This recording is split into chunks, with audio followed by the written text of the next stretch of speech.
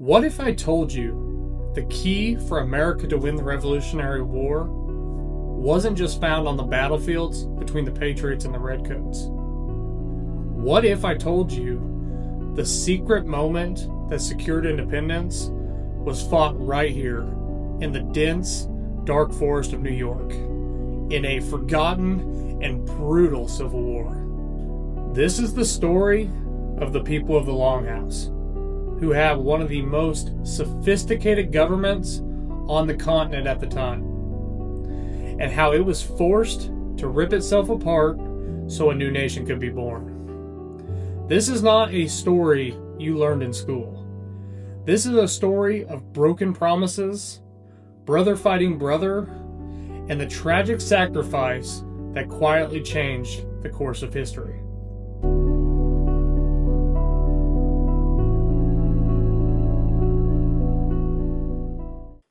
Long before the United States of America was even a dream, there was a great power in North America. They were a political and military power that commanded respect and fear from European empires. They were known as the people of the Longhouse, also known to the English as the Iroquois Confederacy. For centuries, the Confederacy was a union of 5 and later 6 powerful nations that was a marvel of political engineering. They saw their alliance as a symbolic longhouse that stretched across rich lands of what is now known as New York. Leaders of these tribes would meet at the Council of Fire, where 50 chiefs from all nations would meet to govern under the great law of peace. The Constitution was passed down through many generations. This was a system of checks and balances, built on consequences, and was designed to prevent internal conflict. Each nation managed its own affairs, but they acted as one when it came to war and foreign policy. And their location was everything. Sitting at the headwaters of the great rivers, the Hudson, the Delaware, and the Ohio, they controlled the continent's arteries. For 150 years, they had expertly played the French and the British against each other. Using their own military might and diplomatic skill, they maintained a careful but profitable neutrality. They were not pawns in a European game. They were the power in their own right. So when the first shots of the American Revolution broke out, the leaders of these tribes saw it as a family dispute between the king and his subjects. Their official policy was neutrality. After all, the British Proclamation of 1763 was supposed to protect their lands from the endless greed of American colonists. The king, who was far across the ocean, seemed like a much safer neighbor than the land-hungry settlers that were already on their doorstep. Most of the tribe leaders felt that it was in their best interest to either stay out of it or honor their old alliances with the British Crown. At the Council of 1775, they declared their intention to sit still and watch them fight it out. Well, the war was not going to leave them alone. The Mohawk Valley was a powder keg. It was a vital corridor for both armies, and the Longhouse was built directly on top of it. The pressure from both sides to pick a side became unbearable. The ancient bonds of their confederacy were about to be tested by fire. So the idea to stay neutral was a noble one, but it was a fantasy. The Revolutionary War was an all-consuming fire, and it was spreading. It was spreading right for the heart of their homeland. Both the British and Americans desperately needed them. Not just for their strength in battle, but for their skills as scouts and their knowledge of the unforgiving wilderness. The British did have a few key advantages. They controlled major frontier forts like Niagara and Detroit, which were longtime centers of trade for the western nations of the Confederacy. British agents worked tirelessly to remind the tribes of their long relationship with the crown and the very real threat of American expansion. Their argument was simple but powerful. The Americans want your land, and we are trying to stop them. This message hit home, especially with the Mohawk. Their charismatic war leader, known to the world as Joseph Brant, became the leading voice for the British alliance. Educated in English schools and deeply connected to British officials, Brant was convinced his people's survival depended on the king's victory. He argued that the land-grabbing Americans would never honor a single treaty. The Mohawk, along with most of the Seneca and the Cayuga, chose to follow him. The Onondaga, however, were deeply divided. They had loyalties to both sides, but the Americans had a very powerful connection of their own. For years, a missionary named Samuel Kirkland had lived among the Oneida. He had learned their language, respected their customs, and built deep bonds of trust. He framed the conflict not as a fight over kings and empires, but as a struggle for liberty and freedom from an unjust rule. Ideas that resonated with the Oneida's own spirit. The two other tribes were in a very tough spot. They had seen the settlers' greed firsthand, but it was their deep bonds to men like Kirkland that pulled them in the opposite direction. They began to see the American cause, a fight for self-determination. It was a fight that mirrored their own. An Oneida leader named Han Yeri became a staunch supporter of the Patriots, and he became a direct rival to Joseph Brant. The strain grew and grew and grew until it finally snapped. The Great Council Fire, which had burned for centuries as a symbol of their unity, was now extinguished. Unable to reach an agreement, the leaders of the Six Nations agreed to let each nation choose its own path. It was a devastating moment. The central government of the people of the Longhouse is now gone. The Longhouse, which stood for generations as a beacon of peace, is now a house divided. Now brothers will pick up their arms, and the Civil War had begun. The summer of 1777 was supposed to be the end of the American Rebellion. The British had a three-pronged plan to come in and cut off New England from the rest of the colonies, and then crush the American Revolution. The British forces would march south from Canada. A second force would push east from the Great Lakes into the Mohawk Valley. The third force was expected to move north from New York City, and they would all meet in Albany. The war would be over. The western attack was led by Colonel Barry Ledger. His forces included British soldiers, loyalists, and over 800 native warriors led by the formidable Joseph Brant. Their first target was Fort Stanwix. This was a rundown but vital American outpost standing in their way. And on August 2nd, Ledger's men surrounded the fort. Inside were 750 Americans prepared for defense. But help was on the way. A local militia general named Nicholas Herkimer was marching to the rescue. With him, he had 800 soldiers, made up of mostly farmers and tradesmen. And with them were between 60 and 100 warriors from the Oneida Nation. They were led by Han Yeri. They were marching to fight their own kin to defend their American allies. Ledger learned that they were coming and sent Joseph Brant and his warriors, along with the Loyalist Rangers, to set a trap. They found the perfect spot. It was a deep, swampy ravine, and it was a natural kill box. And on August 6th, around 10 a.m., Herkimer's men walked straight into it. The forest exploded. The Mohawks and Senecas opened fire from every direction. The American column was cut in half.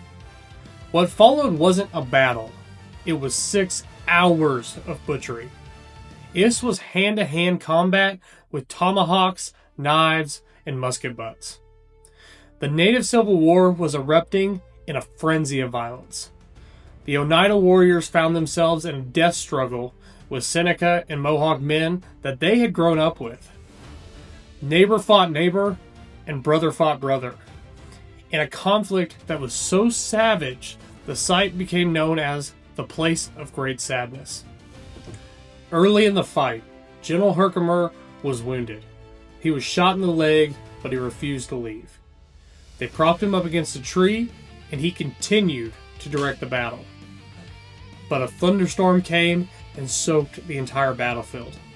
This caused a break, but during this break, something pivotal happened back at the fort. The American garrison, hearing the battle, launched a daring raid on the nearly empty Loyalist and Native camps. They didn't fight, they just took everything. Blankets, weapons, supplies, and personal belongings. When the news reached the soldiers, their morale collapsed. They had been fighting for the British, but now their own homes and families were at risk. They started running back to their camps, and there was nothing that Brant could do about it.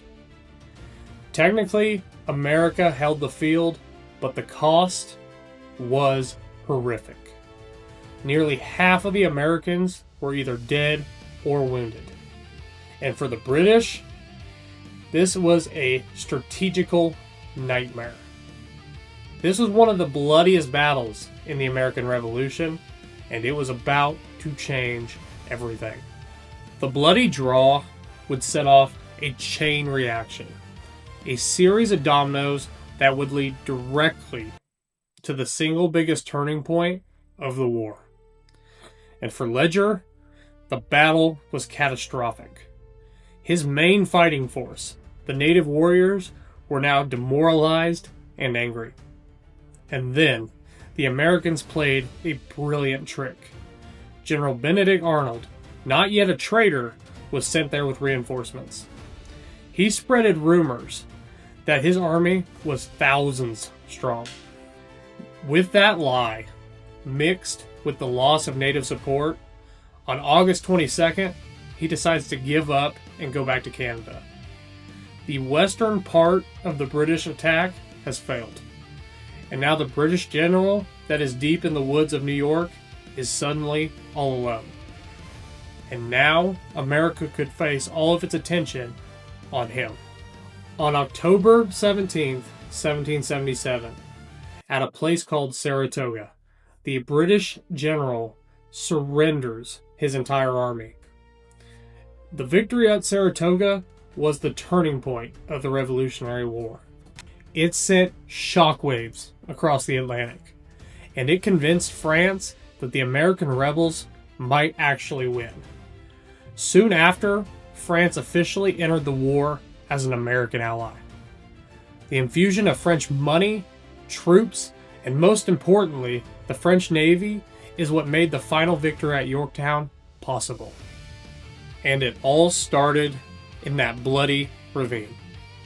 The stand of the Oneida was the first domino. It stopped at Ledger, which isolated the British. Isolating the British actually led to Saratoga, and Saratoga secured the French alliance that won America its independence. The hidden civil war within the Native Confederacy had just saved the American Revolution.